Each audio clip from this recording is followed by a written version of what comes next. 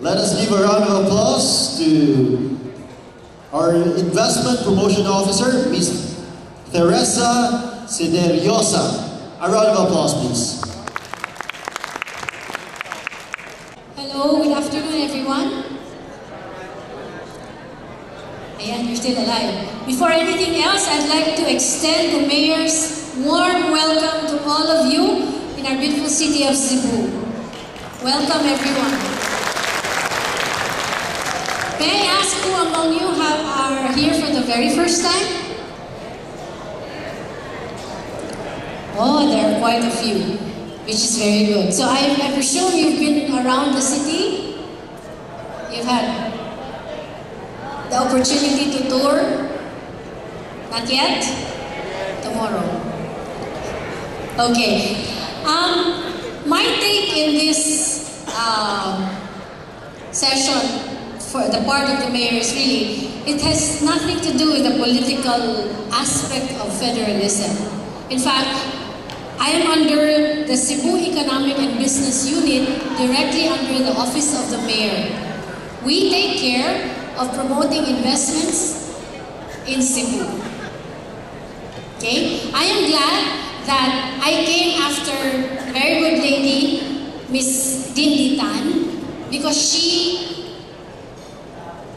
provided a perspective of what I'm going to talk about. With federalism, she said, it is with any change, what we really ask is, what's in it for me? What is the benefit to me? Why should I embrace the change? Okay, for this one, we can safely say that we will all have a bigger share in the, what did she say? Like, bigger share in the, oh my God, IRA. Didn't she say that? Okay. What I'm going to present is, what we were tasked to present is the best practices in Cebu. Okay, so let me first tell you what we did. Cebu is always labeled as the second largest economy next to Manila. Okay, so Cebu really defined the country's potential. Way back in 1986, I used to work with the Department of Trade and Industry, and we marketed Cebu as the island in the Pacific. That was where we started turning heads of investors to come and invest in this tiny island called Cebu.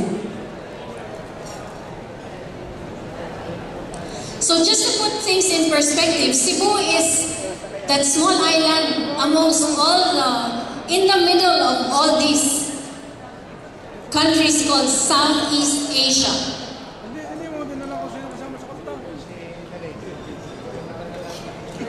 So it's right at the center of the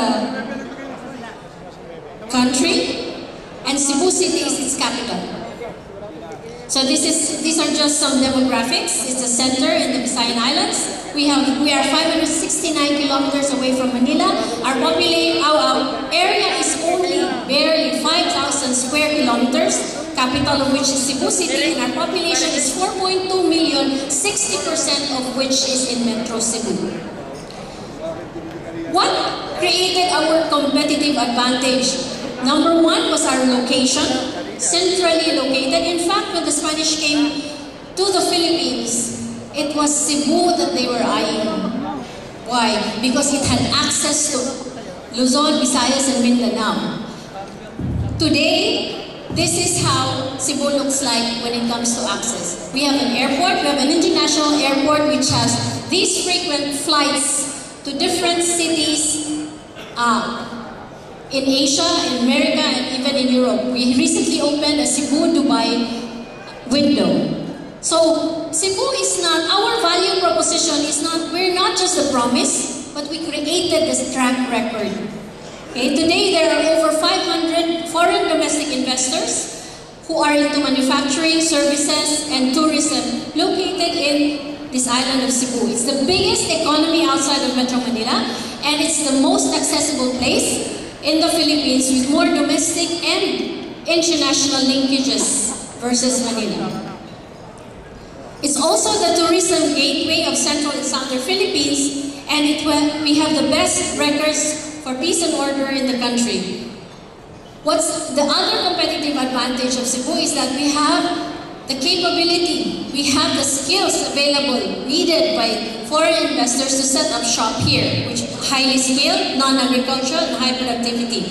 Balanced infrastructure development, we have all the ingredients necessary to be competitive and sustain investments. And it's a cosmopolitan area.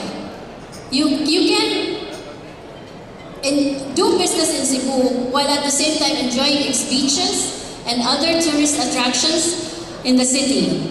In terms of infrastructure, power being one of the most important ingredients in development, we are part of what we call the Visayas grid. We get our supply from Panay, from the island of Cebu, and from Leyte.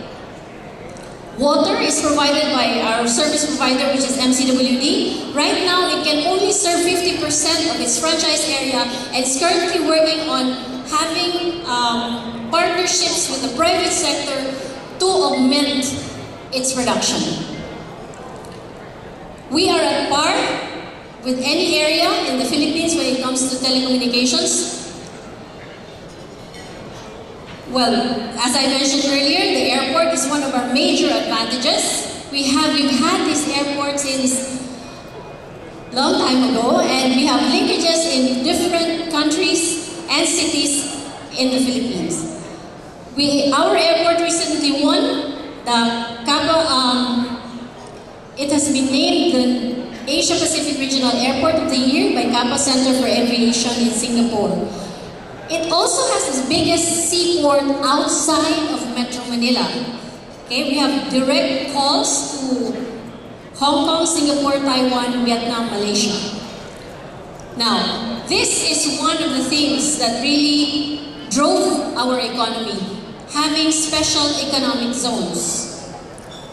So it's located in different parts of the island, most of which is concentrated in the city of Cebu and the island of Mactan, and only one on the other side of the island. Now, its major development, which really the major driver of Cebu's economy at the moment, is what we call the South Road Properties. It's a 300-hectare reclamation project which is owned and developed by the city of Cebu.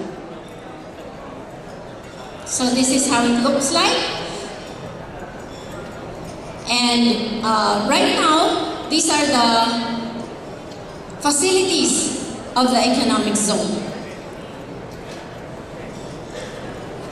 Okay, I will just cut short the presentation there because this presentation is really geared towards investors. What are we really saying? How did we come to this point? This is not just the effort of one government entity or the local government unit of Cebu. What Cebu was very good at since time immemorial is to manage its stakeholders very well. In any change, anything that you introduce, we have to look at sino-sino ba ang affected ng change na ito, and what is in it for them to embrace that change. Okay, so it's really getting the cooperation of everyone, making them see what is the benefit of that change to them so that they will buy into the project and work towards its success. So with us, for example, the local government unit, which is the city of Cebu, worked with the different agencies, line agencies of government, DTI, DILG, DOST, CHED, everyone. And we strongly also believe that what made us stick was our strong belief in the private and public partnership. So if you notice the projects in Cebu, development, infrastructure, investment, there is a huge part of it that really involves the private sector. Because we all know that the government, it's not mainly our fault, but because of checks and balances, and because of certain procedures, we cannot move as fast as the private sector. But if we bring them into the picture of development, change can happen faster, and growth can happen in double digits. And that's what happened to us. Okay? So, I think basically that's the gist of everything that we've done in terms of moving forward in the economy of Cebu. That's why we have achieved that accolade of being the second fastest growing economy outside of Metro Manila. So, that's it. If you have any questions, you can